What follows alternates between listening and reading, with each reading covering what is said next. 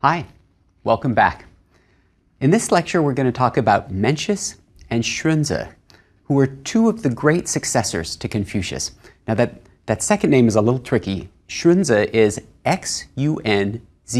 The X makes a sort of an SH sound, Xunzi. Both Mencius and Xunzi accepted the main precepts of Confucianism, but they disagreed on several issues, including, most memorably, whether human nature was basically good or basically bad. Mencius's ideas, and he takes the more optimistic of those two positions, he eventually became dominant in the Confucian tradition.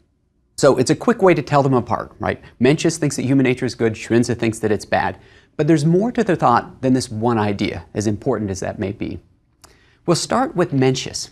He lived from about 372 to 289 BC. So he's a contemporary with Aristotle. And he lives during the time of the 100 schools of philosophy, which we talked about earlier. Mencius's life was in many ways parallel to that of Confucius. He was actually born only about 50 miles from where Confucius was born. Mencius also lost his father at a young age. He was raised by a single mother. He devoted himself to scholarship, but times were even worse. Remember, this is the Warring States era now. And so Mencius traveled for about 40 years seeking government employment. One story from those years is he had an interview with a king who was hoping that he could give him advice for military conquest. And Mencius replied that gaining the empire through violence was a little bit like climbing a tree in order to look for fish. It's just not going to happen that way. Okay? And he didn't get that job, of course. Mencius served briefly as an official, but he was, again like Confucius, mostly a teacher. And he himself had been taught by students of Confucius's grandson. So there's kind of a direct, there's a lineal connection there. Mencius, as I said, was raised by a single mother. And in this course, we can use all the women that we can find. So let me talk about Mencius's mother for a little bit. She's oftentimes thought of as a role model to Chinese mothers today. So the story is that she was trying to find a place for her and her son, her young son, to live, and she found a place next to a cemetery. And then when her son would be playing, he would wail and he would pretend that he was a professional mourner there, and she said, this isn't quite the environment that I want for my son. So she moved, and she moved to a marketplace. And the next thing she knew, little Mencius was playing buying and selling and arranging goods as if he were a shopkeeper, and she said, that's not exactly what I want either for my son. And so she moved a third time to a home next to a school. And then Mencius would play school, teacher and student, and he would pretend to read books. She said, this is the right sort of place for my son to grow up. So she was invested in his education, and that continued. There's a story once that he came home from school, and she said, so what did you learn today? And Mencius said, same as usual. And his mother, who was actually weaving at the time, something that women in Chinese homes often did, she took a knife and she slashed through the cloth that was on the loom. And her son was quite shocked by that, said, what are you doing? And she said, if you neglect your studies, if you're not taking them seriously, it's the same as me cutting cloth from the loom.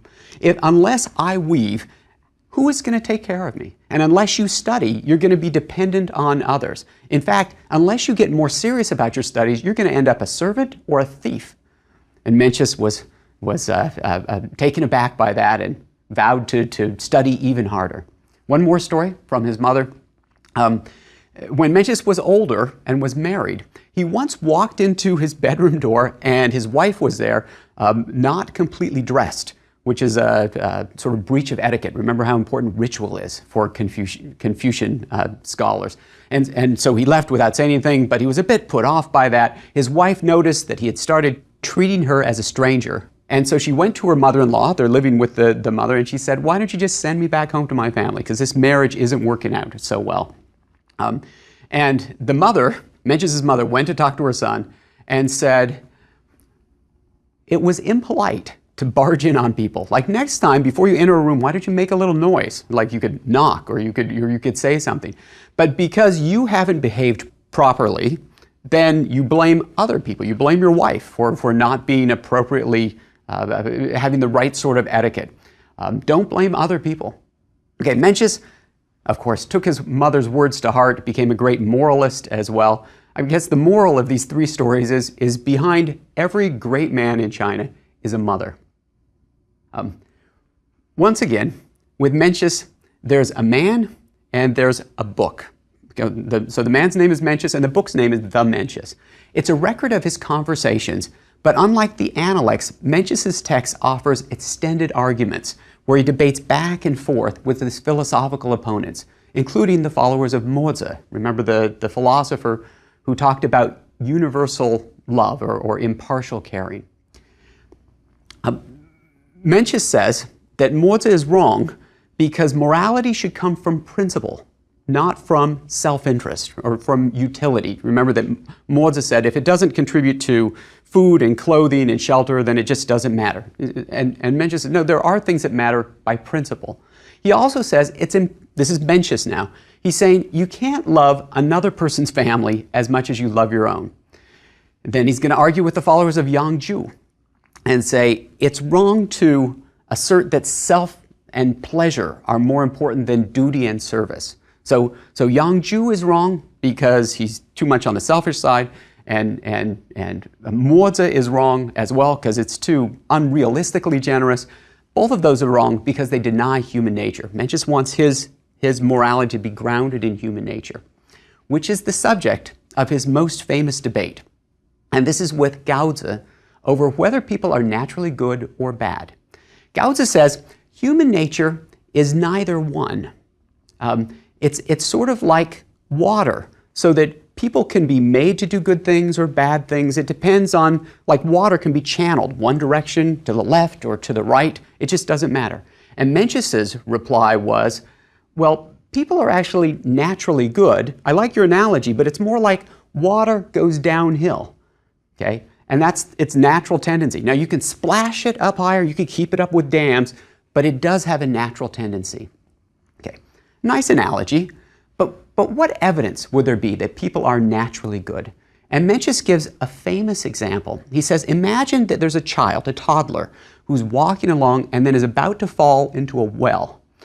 Anyone who sees this situation will feel this momentary sense of panic, this sort of, as this happens. And he says, and it's not anything that's thought out or calculated. It's not that you gasp because you want to please the parents of the child or because you want to enhance your reputation for being a moral person. Or you say, I just hate it when kids fall into wells. They cry and they cry, it ruins your whole day. It's nothing like that. It just comes perfectly naturally and spontaneously. Everyone has the beginnings of morality within them. And he says there are four beginnings. There's benevolence, that's run, this sort of human-heartedness, and righteousness, propriety, which is li, ritual, and wisdom. And he says those are as natural as having four limbs, arms and legs, for everyone. Okay, when someone says that human nature is good, then it's fair to ask, why is there so much evil in the world then? And Mencius's answer is, people have good impulses, but those can atrophy if they're not acted upon, which is why education is so important in moral development. Mencius once said, the great man is one who does not lose his child's heart.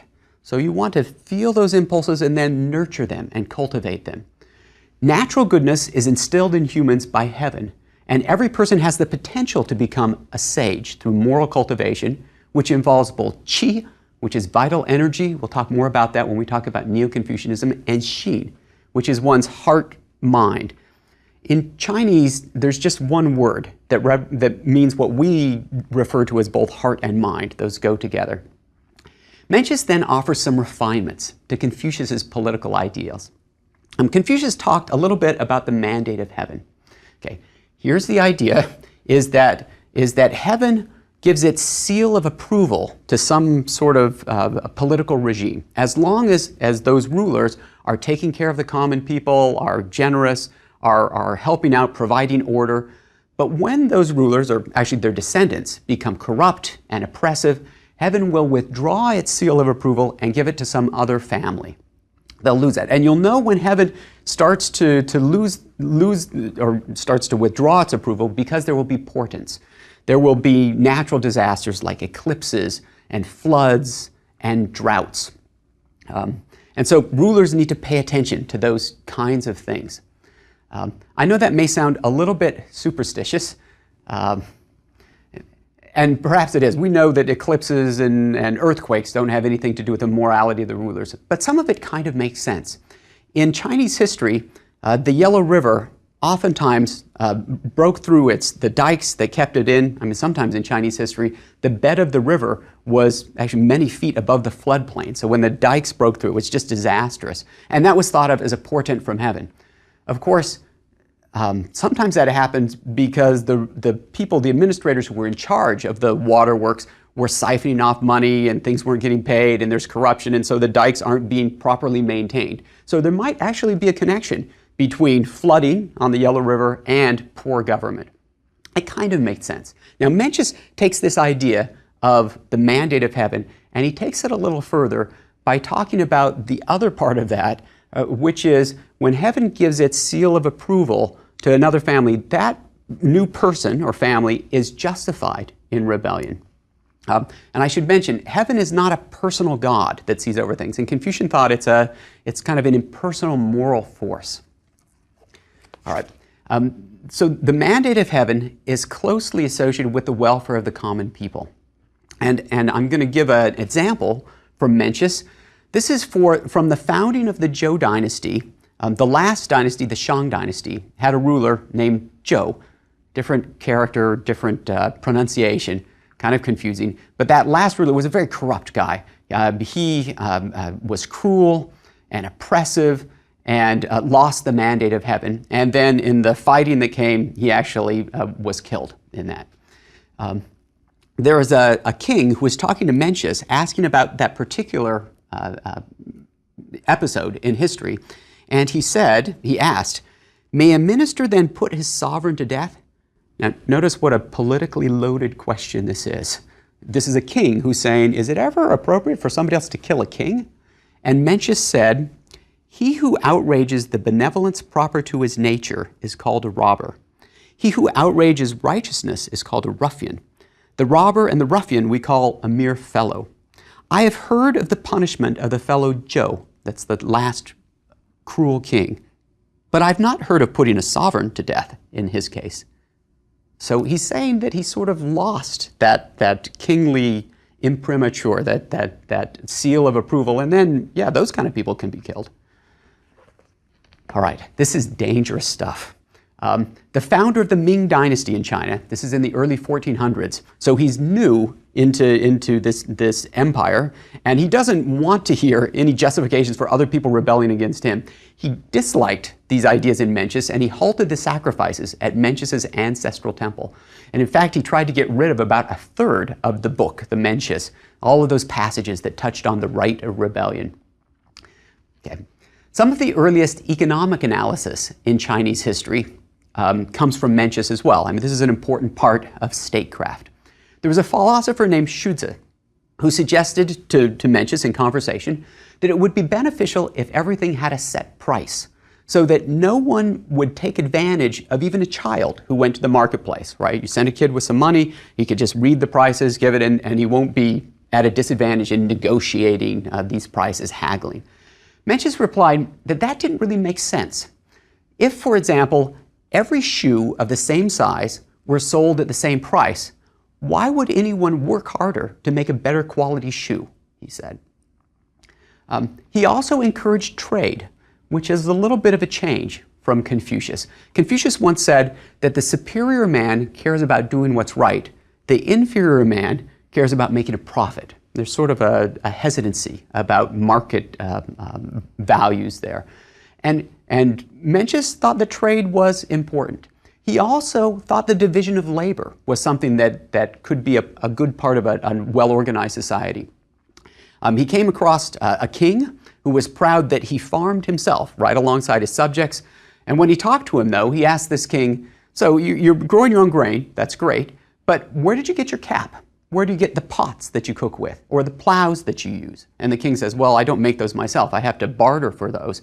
Mencius says, why then would it be bad to barter for rulership, right? Some people might give food and clothing to a particular individual in return for good government, for administration. Mencius says, some people labor with their minds and others with their strength. And then finally, he encourages a well-field system as a way to ensure limited, sustainable taxation. Okay, that needs more explanation. The Chinese character for a well, it looks like a tic-tac-toe board, or maybe like the pound sign. And the idea there is to divide up land in that shape and then have 8 families all have land around the outside, and then there's one square in the middle. They all farm that together, and the produce from that middle square pays their taxes for everyone. So limited, sustainable taxation. Okay, that idea was talked about later on in Chinese history. It never really got off the ground. It was pretty hard to implement. But Mencius is thinking along these lines of practical administration. Now, don't get me wrong here. Mencius doesn't exactly celebrate capitalism. That would be pretty anachronistic. And indeed, the beginning of his book, the Mencius, starts with a famous story, and I'll paraphrase it for you. He went to see King Hui of the state of Liang, and the king said to Mencius, "You've come all this distance, several hundred miles. You surely must have something to profit my kingdom." Mencius said, "Why talk about profit? All I have is benevolence and righteousness. If you ask about profit for your kingdom, then your ministers are going to ask about profit for their families. And commoners are going to ask about profit for themselves. Everybody all down the line is going to follow your example and say, so what's in it for me?" In a kingdom with 10,000 chariots, very large chariot, the king is going to be killed by a vassal who owns estates worth 1,000 chariots. And in a smaller state, 1,000 chariot state, then the king's going to be killed by a vassal with 100 chariots. Even 100 chariots is a lot to have, but when profit is put before righteousness, no amount can satisfy, right? Even if you have 100, even if you have 1,000, you always want more. Now do you see, this is Mencius still speaking, now do you see why I teach benevolence and righteousness? Why bother to mention profit? Sima Qian, the great historian, about 100 BC, I talk about him in a lot of lectures. I'll have a whole lecture about him later on. He writes a biography of Mencius. He actually writes biographies of most of these early thinkers. And then he has a personal response at the end of that chapter. And he says, whenever I read the book of Mencius, and I come to the passage where King Hui of Liang asks, "How can I profit my kingdom?" I cannot help but set my book aside and sigh, saying, "Alas, desire for profit is surely the beginning of ruin." Okay, I always like that image because Sima Qian hasn't read more than the first page of Mencius before he sets it aside with a sigh. Alas, profit's going to be the ruin of everything. It's self-interest, let's say. It's going to be the ruin of everything. Okay, we're now going to move to the second great mind in this lecture, and this is Xunzi. Xunzi lives from about 300 to 210 BC, so he belongs in the next generation of Confucians after Mencius. In contrast to Mencius, Xunzi was a prominent, respected political advisor whose writings are essays rather than records of conversations. He was a major figure in the Jixia Academy in the state of Qi, a fairly prominent state, and he lived to see most of China conquered by the rising state of Qin. That's Qin. That's an important name. We're going to pick up that story in the next lecture. Xunzi believed that direct observation and the record of human history left no doubt that human nature is evil. Okay, maybe not quite evil. Not in the sense of cruel and depraved, but certainly selfish, self-interested. Nevertheless, he says, enlightened self-interest can motivate people to choose virtue and cooperation. So, a follower of Mencius might say, well, if people want to do what's right, where does that desire come from? Maybe that's innate. And Xunzi says, no, everybody wants what they don't have. So just as the poor want to be rich, people who are evil by nature desire goodness. Goodness is not natural, but it's the result of conscious effort. So morality doesn't come from innate impulses. It has to be learned, and that's why education is the key. Right? So on this point, Mencius and Xunzi are going to be in perfect agreement. This is why they're both Confucians, is they both care about education. For Mencius, you're innately good, but those impulses have to be nurtured and paid attention to. Education is important for that. For Xunzi, you are bad at the core, but that can be changed and improved through education. Xunzi's analogy is that people are like warped wood. Warped wood can be made straight by the application of steam and a straightening board and pressure. So what's needed are teachers and rituals, right? This is Li, ceremony, that bring out the positive aspects of people, and also laws to deter negative behaviors. The rules of conduct are an important part of ethics, but morality is, in the end, according to Xunzi, a human construct rather than an inheritance from heaven. The sages, in ancient times, came up with the rules of ritual themselves. I mean, they work, they're valuable, but they're not the product of revelation. They don't come from God or from heaven. Xunzi actually takes a rather secular approach to life. He says heaven is just nature. Okay, the Chinese word tian literally means sky. Okay, it's just the sky. It functions in a mechanical fashion with no concern for human society or for human values. Natural disasters, he says, are not messages from the other side. They're not portents. They're not warnings, as in mandate of heaven theories. They're simply natural phenomena. And Xunzi kind of makes sense in an age of science. I mean, he would see eclipses and earthquakes as just being part of the way the world works. In his essay on heaven, so this is part of his book called the Xunzi, he makes the following sorts of observations. He says, heaven doesn't suspend winter just because people don't like the cold. Don't worry about eclipses or comets or trees that make strange sounds in the night and people say, oh, what does that mean? He said, it doesn't mean anything. It's just the transformations of yin and yang. And notice that even Confucians talk in terms of yin and yang by this point. This is after the 100 schools and things are getting mixed up and people are debating each other in the Tao Hotel. Rather than heavenly portents, it's human portents that matter. Okay, what are human portents? He says, when you're traveling around and you see fields that have been abandoned, that are untended, when there are high prices for basic commodities, when people are starving, when there are bodies on the roadside, then you know that things are going wrong. Those are human portents. I love what Xunzi says about natural disasters. He says, if the government is good, if the rulers are practicing the way, if they're looking after the people, even if there are floods and droughts, people won't go hungry.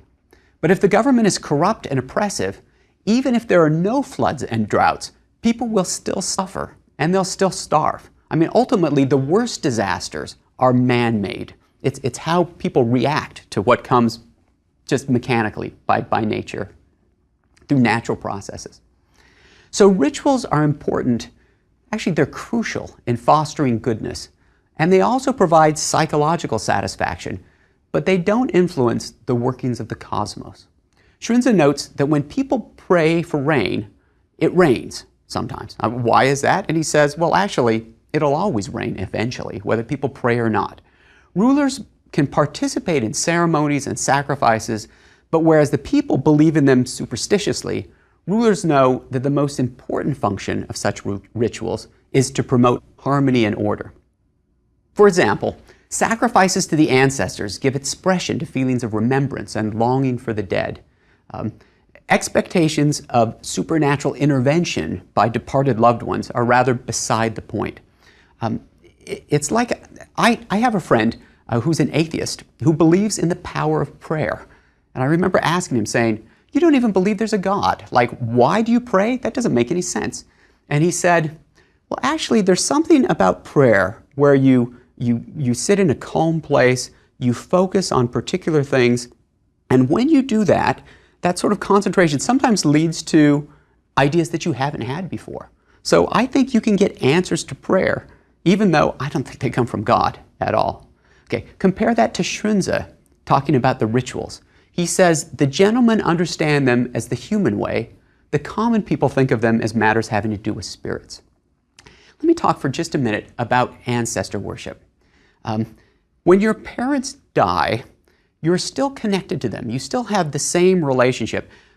But it's not like they've gone into a completely transcendent realm. It's more like they've moved away, far away, let's say to Indonesia.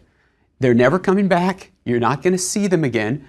But you can still send care packages. You can send letters. This is prayers and ceremonies and sacrifices you can make actually to feed the ancestors who might be hungry on the other side. And in return, they might pull some strings on your behalf and help you out, sort of the way they did when they were alive, to make your life better in some ways. Now you worship 3 degrees of ancestors. So your parents, actually this is all on your father's side. So it has to be your parents and then your father's parents, your paternal grandparents and then paternal great-grandparents. And just 3 levels of ancestor worship for ordinary sorts of people. When Christian missionaries, Jesuits, came into China originally, they looked at what was going on with ancestor worship and they said, what are we going to do about this? Is it idolatry or not? And the Jesuits said, it's actually just respect. It's a very high degree of respect, but it's just honoring your father and your mother. Later on, there were Dominicans who came in who said, no, this is idolatry. I mean, if we're not going to put up with Protestant Christianity, why should we put up with Confucian Christianity? The issue got debated back in Rome. The Pope came down on the side of the Dominicans and said ancestor worship is inappropriate for Chinese Christians, which actually is going to pretty much end Christianity in China. It just pulls people too far out of civilized society, the way that the Chinese had defined it.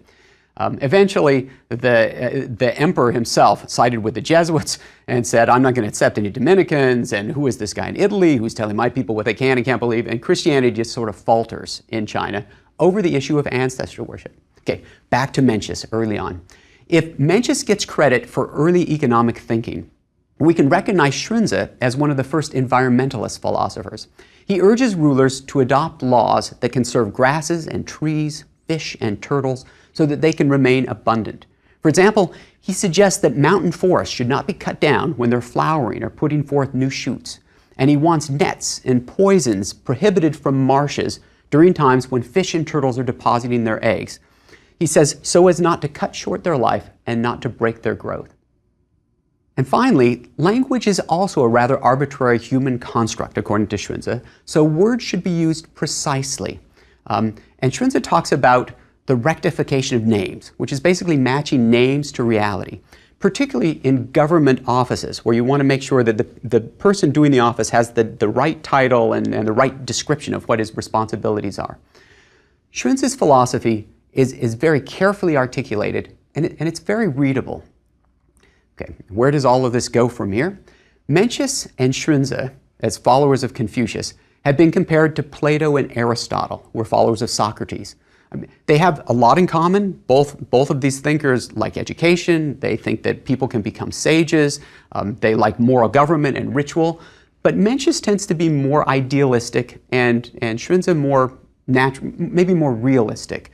Sort of like Plato is oftentimes thought of as more idealistic and Aristotle more down to earth.